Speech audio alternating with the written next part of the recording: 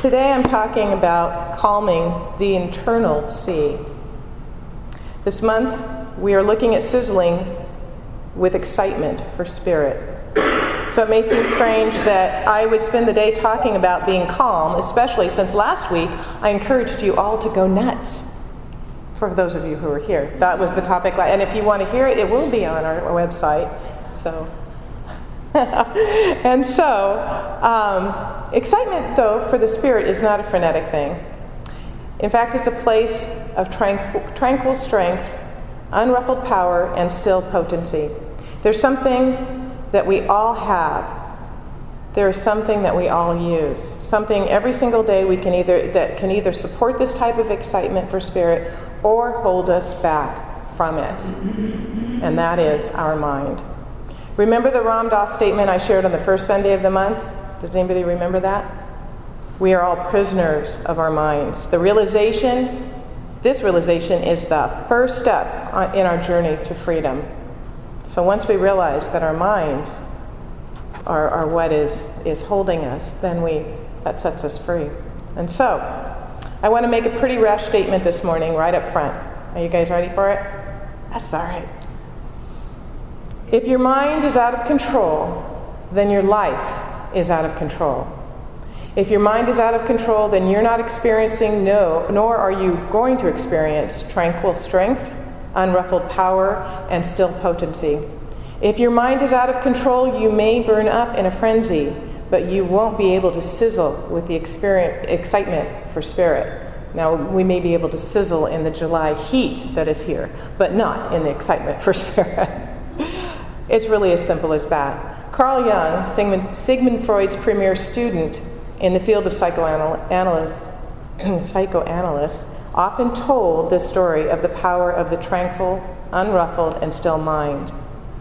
It seems that there was a village that had been experiencing a drought for 5 consecutive years. Many rainmakers had been called, but they all had failed to make it rain. In the villagers' last attempt, they called a renowned rainmaker from afar. When he arrived at the village, he set up his tent and disappeared inside it for 4 days. On the 5th day, the rain started to fall and quenched the thirst of the parched earth. The people of the village asked the rainmaker how he had accomplished such a miracle. The rainmaker replied, "I have done nothing." Astounded at this explanation, the villagers said, "How can that be? After you came, 4 days later, the rain started." The rainmaker explained, "When I arrived, the first thing I noticed was that everything in your village was out of harmony with heaven. So I spent 4 days putting my mind into harmony with the divine. Then the rains came." So if your mind is out of control, if your mind is out of harmony with the divine, then your life is out of control. Then you will not experience true spiritual freedom. If this is the case, what can you do? How can you calm the internal sea of your mind? I want to take some very practical and beautiful ideas from a book published a number of years ago entitled Essential Spirituality. Has anyone heard of this? It's Essential Spirituality, Exercise from the World's Religions to Cultivate Kindness, Love, Joy, Peace, Vision, Wisdom, and Generosity by Roger Walsh, and he's a medical doctor and a PhD. Based on over 20 years of research and spiritual practice, this is a groundbreaking and life-changing book. In his decades of study, Dr. Roger Walsh has discovered that each of the great spiritual traditions has 2 things in common. First, and most importantly, they all have a common goal: the goal of recognizing the sacred and divine that exists both within and around us. And second, they share common practices. According to Walsh, seven common practices to reach that goal. But notice the word practices. Yeah, every sports athlete, musician practices to get better. Well, we practice our practices so that we can know more of the divine. That word is important. 2,500 years ago, one of the holiest of the holy, the Buddha said, "However many holy words you read, however many you speak, what good will they do you if you do not act upon them?" So again, there's that application of. This morning, I want to share with you the practice of calming the internal sea the practice of controlling our out-of-control mind that is common to all great spiritual traditions. But before I do, I want to share with you a practice that differs slightly from religion to religion. And what is that practice? It's the practice of changing a light bulb. As we ask the deeply spiritual and highly philosophical question, how many church members does it take to change a light bulb? If you are Roman Catholic, the answer is none. We all know that they use candles. If you're Pentecostal, the answer is 10. 1 to change the light bulb and 9 to pray against the spirit of darkness. If you are Presbyterian, the answer is none. God has predestined when the lights will be on and off, and you are not to interfere.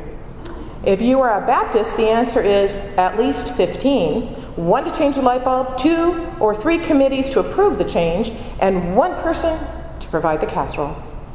If you're a Methodist, the answer is see the Baptist.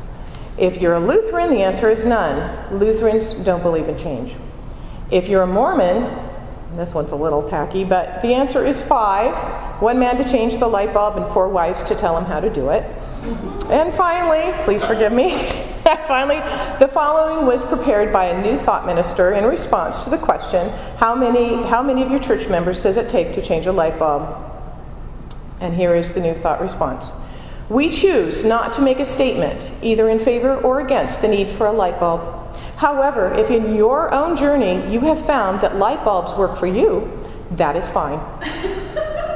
You are invited to meditate upon and journal about your personal relationship with your light bulb and share it next month at our annual Light Bulb Sunday service, in which we will explore a number of light bulb traditions, including incandescent, fluorescent, 3-way, long life, and tinted, all of which we believe are equally valid paths to luminescence.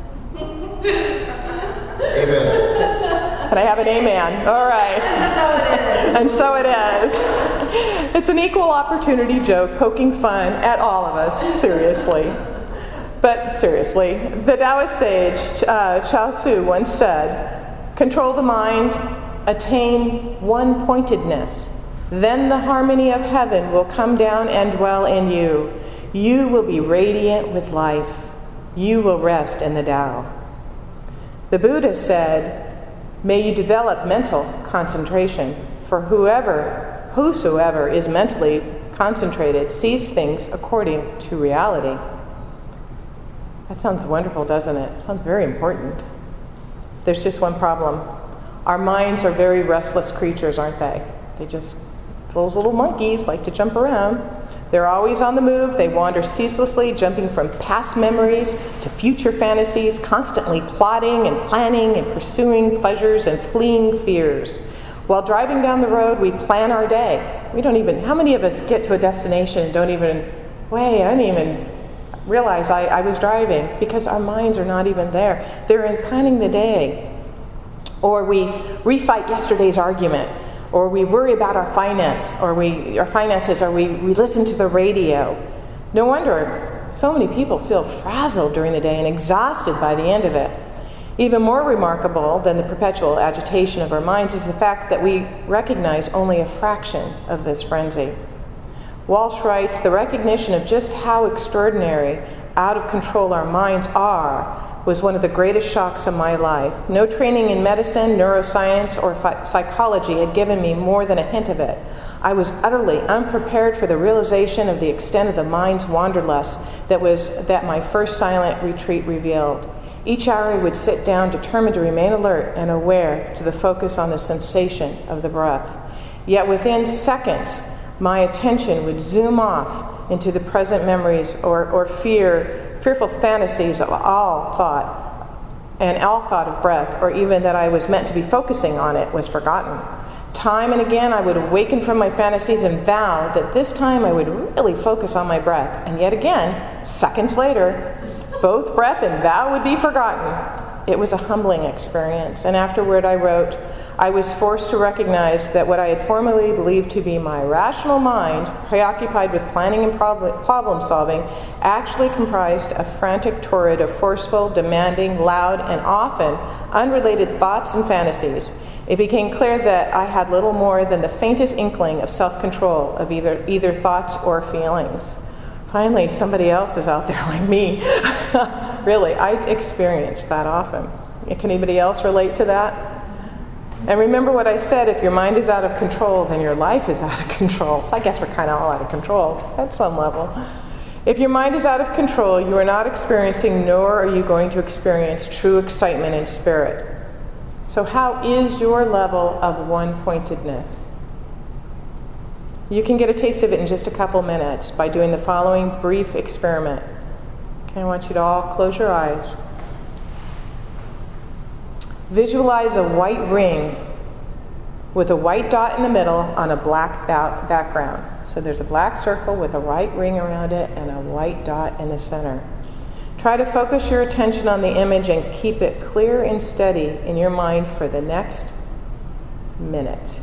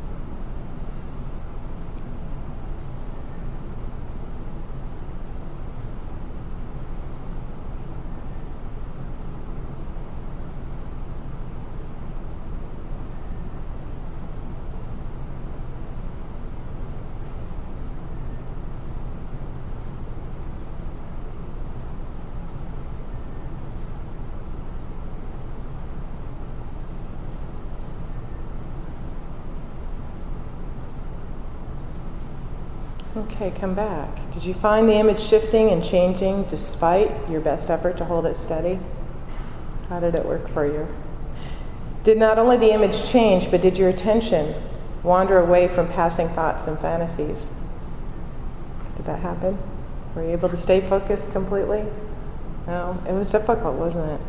Buddhists have long compared the mind lurching from thought to a crazy monkey leaping erratically from the branch to branch. And that's those monkeys, the chattering monkeys. How would you how about this description from The World's Religions by Huston Smith? And this was actually a textbook for us in our ministerial teachings. It's a fabulous book if you want to learn about world religions. But he writes, the motions of the average mind, says the Hindus, are about as orderly as those of a crazed monkey cavorting about his cage, nay, more like the prancing of a drunk, crazed monkey. Even so, we have not conveyed its restlessness. The mind is like a drunken, crazed monkey that has St. Vitus's dance. To do justice to our theme, however, we must go the final step. The mind is like a drunken, crazed monkey with St. Vitus' dance who has just been stung by a wasp. How long can the average mind think about one thing only, without slipping into thinking about that thing and taking off from there into a senseless change of irrelevancies? It's about 3.5 seconds, actually. That's how quickly our minds move. That's what psychologists tell us. Like a ping pong ball, the mind will alight where its owner directs it, but only to take off immediately on a jittery flight of staccato bounces that are completely out of hand. What if the mind could be turned from a ping pong ball into a lump of dough, which, when thrown, sticks to a wall until deliberately removed?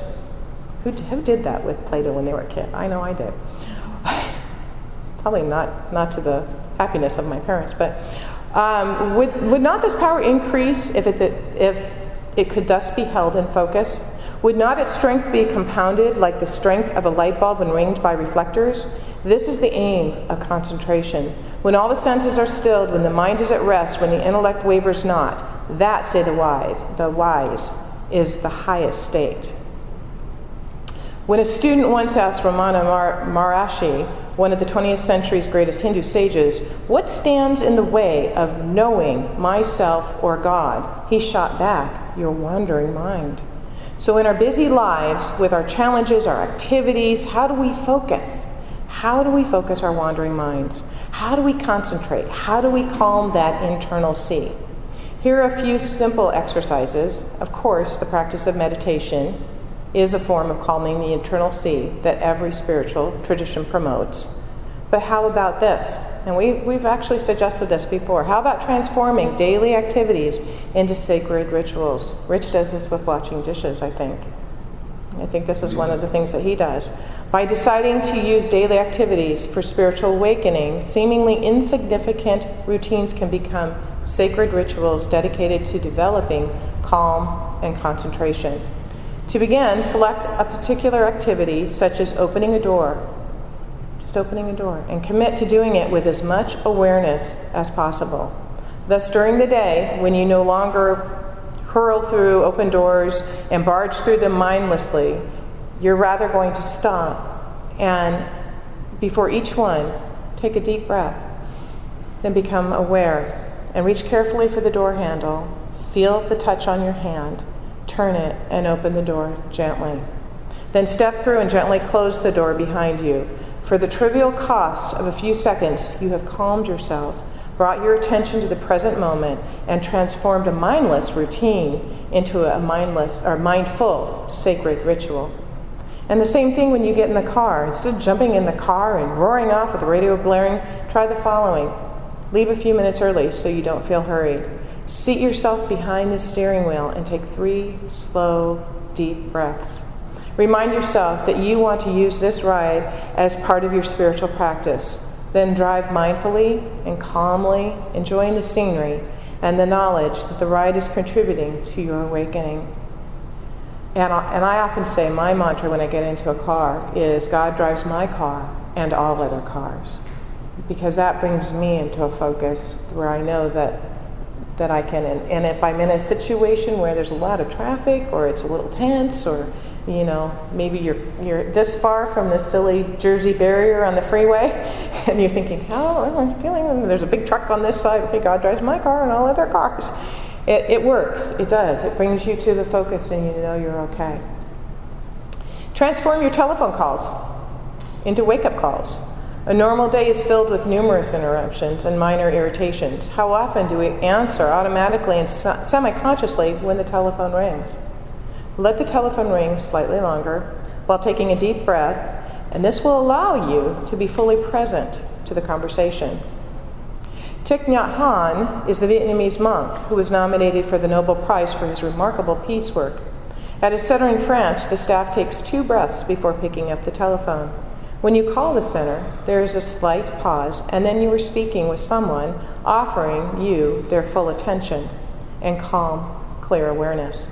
If you decide that the telephone will be your spiritual alarm and take a deep breath before answering, like the people in Thich Nhat Hanh's monastery, it might be helpful to put a little note to yourself on the telephone to serve as a reminder so you don't really go into automatic pilot. I know it's not the same anymore since we all have our cell phones with us, but we can do that. We don't all have stationary phones that we run to answer.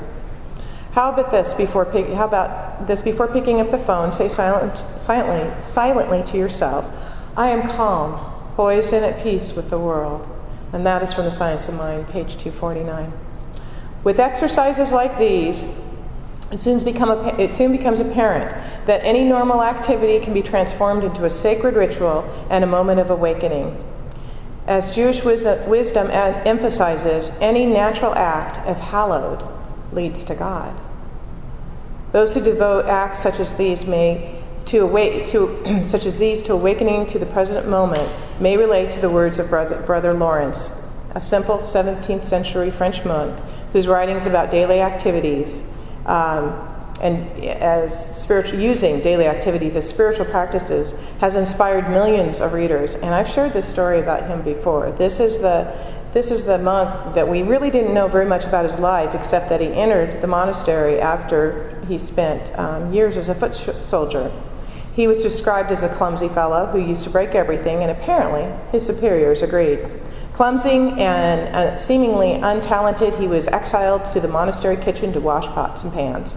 But Brother Lawrence did not regard this job as a distraction from his spiritual life or as something to be finished quickly so he could get on with his prayers. Instead, He decided to use washing and every other activity as an opportunity for remembering God, and constantly brought his attention back to focus. After several years, the results of his practice became so evident that even the abbot of the monastery went to him for advice.